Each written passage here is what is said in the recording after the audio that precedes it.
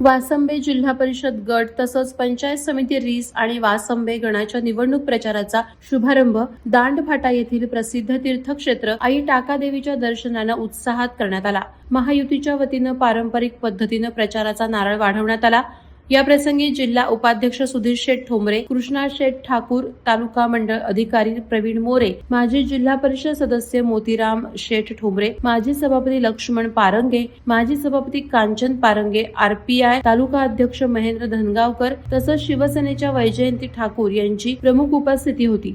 वासंबे जिल्हा परिषद गटातून भाजपाचे स्नेहा भूषण पारंगे, रीस गणातून कृष्णा पारंगे आणि वासंबे गणातून अर्चना जाधव हे महायुतीचे अधिकृत उमेदवार आहेत। प्रचाराच्या पहिल्याच दिवशी त्यांनी लोधिवली परिसरात घरभेटी देत मतदारांशी संवाद साधला। उमेदवारांचा औक्षण करून मतदारांनी त्यांना शुभाशीर्वाद दिले। दरम्यान अनेक कार्यकर्त्यांनी भाजपामध्ये प्रवेश केल्यानं प्रचाराला नवचैतन्य मिळालं।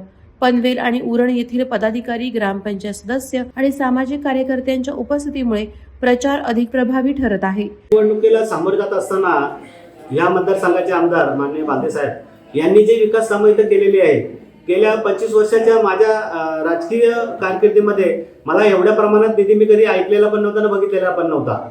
3-4 कोटीचे निधीची कामं एक भागामध्ये। आता तुम्ही मोपाडा इथे तलाव आहे, तलाव सुशोभीकरण, मोपाडा ते बारवाई पुलापर्यंतचा रस्ता असेल, गावातले विविध गावातले कांबे असेल, चांभारली असेल, शिवनगर असेल, लोधिवली असेल, आमचं रीस असेल, मोपाडा, खाणे आंबिवली, नंतर इतर जो वार्डातले विविध गावं जे आहेत त्या गावामध्ये उत्तम दर्जाची कामं माननीय बांदे साहेबांच्या माध्यमातून झालेली आहेत आणि ते तुम्ही बघताय चांगल्या क्वालिटीची आणि चांगल्या दर्जाची कामं झालेली आहेत आणि भरघोस निधी त्यांनी या विभागासाठी दिलेला आहे। तर ह्या भरघोस निधीच्या माध्यमातून लोक विकासाला प्राधान्य देतील आणि त्या विकासाच्या मुद्द्यावर आम्ही सध्या निवडणूक लढवत आहोत।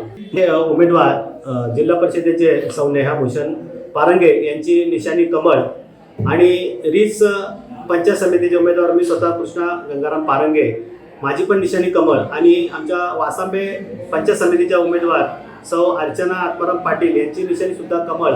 आम्ही भाजपच्या कमळ चिन्हावर तिन्ही उमेदवार निवडणूक लढवत आहोत। येणाऱ्या फेब्रुवारी 5 तारखेला आम्ही नागरिकांना आवाहन करतो की कमळ चिन्ह समोरील बटन दाबून महायुतीच्या तिन्ही उमेदवारांना विजयी कराल अशी अपेक्षा बाळगतो।